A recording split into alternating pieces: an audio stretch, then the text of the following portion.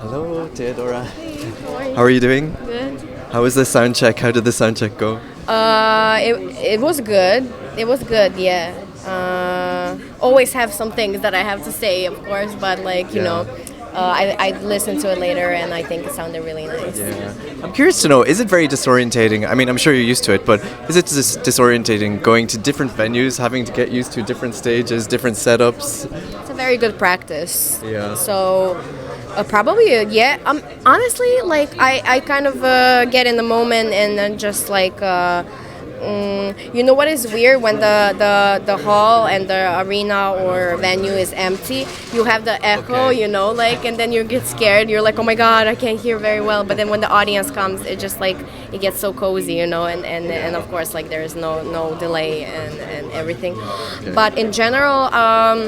I think it's a good practice, and I actually love this. And it's a good preparation, especially because we're going to the biggest stage in arena in Malmö. I think this is like really, really good for everybody. Awesome. So I read a fact that you were the most streamed artist on Spotify in the Balkans. You broke a record recently, over 3 million in 1 month. Yeah. How did that feel? I mean, it felt really good. Yeah, that happened with my song Janum. It went.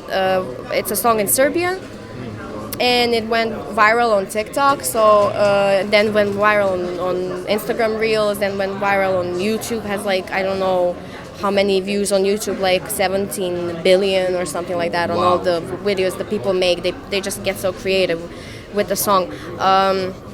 Usually like very emotional videos, you know, because it's a slow song. It was made for a movie in Serbia, and it really surprised me. I never thought, because it's super slow, like, and you know, usually these days what you have on TikTok is mostly upbeat songs and just danceable people. songs. Yeah. So I don't know. I feel very grateful to everybody who connected with this song, and I feel very good to know, you know, when people send me messages about it, that they. Understand and that they that it helps them in a way, I guess, you know. They listen to it, they cry it out, and they empty the bad energy, I guess, from themselves in a way, at least like from what I heard. And it happens to me when I listen to good sad songs, that, you know, whenever I want to feel like something It's very therapeutic. very therapeutic. Yes. So with this previous viral hit that you had, I'm sorry, how did you pronounce it? Janum. Janu. But people think it's called Moje More. Because that's one of the lyrics. Is Moje More, Moje More. That part is just repeats, Moje More, Moje More, Moje More, and then they're just like, it's Moje More. So. Okay. And how did you get involved in the collaboration to make music for that film? I worked on it before, so I know the people. It's like a crime show in Serbia with, of course, love interest and emotion and a lot of like battling with inner self, the main guy.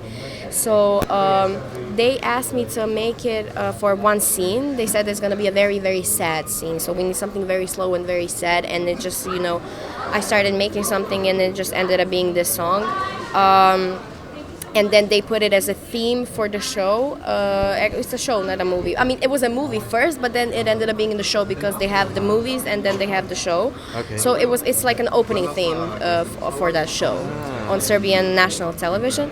And we had very good collaboration previously, so they invited me if I want to join the project and make that the music for that.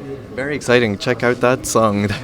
So I believe you spent some time in America, is that right? You spent a period of time. What were you doing out there, and how did it influence you as an artist? So yeah, I went to Berklee College of Music. I studied there. It influenced me a lot, and it helped me open up, you know, and share my music with the rest of the people there and the rest of the colleagues and students. It helped me build my confidence in a way and not be shy from the critiques and maybe somebody saying, oh, I don't know if this is that good, you know. Of course, and with production, of course, I mean, it's an amazing school, and it was an amazing experience there as well. I've been there for a while. It's great to work over there. It's it at the time when I went because I kind of like the scene, the music scene over there was kind of inviting me, like not literally, but you know what I mean, pulling me over there. Yeah, because I love the freedom of just doing whatever you want. And especially at Berklee, it's not like, oh, just jazz school or R&B or soul. Literally, if you invent a genre, they will let you be yourself. Okay. So I think that's a very good thing. This is a safe space to be creative and explore, experiment. Yes, and they just help you make it tighter, like in a way, you know. Very good, excellent. So I'm curious to know about your staging on the national final in Serbia. So obviously that you guys have a huge stage in Serbia with lots of LEDs and lights. But then when it came to your performance, I think what made it so special that it was very subtle, intimate, subtle, and like there was elements of nature in it. Yeah. Was that intentional? Did you want it to have that feel? Of course, because the song is like that, you know. And I was thinking maybe we can have the dancer show up and make Ramonda at the end with some kind of stuff, like, or something like. But then at the end, you know, it just I think this is the best way to do it, because it's such a intimate song, and it like gradually moves towards the end, you know. It starts super like lullaby-ish, like almost like, you know, and it's almost like telling a story. And I feel with the performance, with my movements, I'm like moving slowly and telling the story in a way, and just connecting with maybe with eyes, I don't know, because for example, for that performance, I didn't want to know where the cameras are. I was like, I just want to know at one point, of course, so that I don't get into a camera, you know, but I didn't like look for the camera in any way, you know. I was just doing like as if I was in a music video, you know. So, or as if I was acting, I guess, you know, how the actors don't look at the camera. And because of that, I think the emotion is more present. At least that's what I think.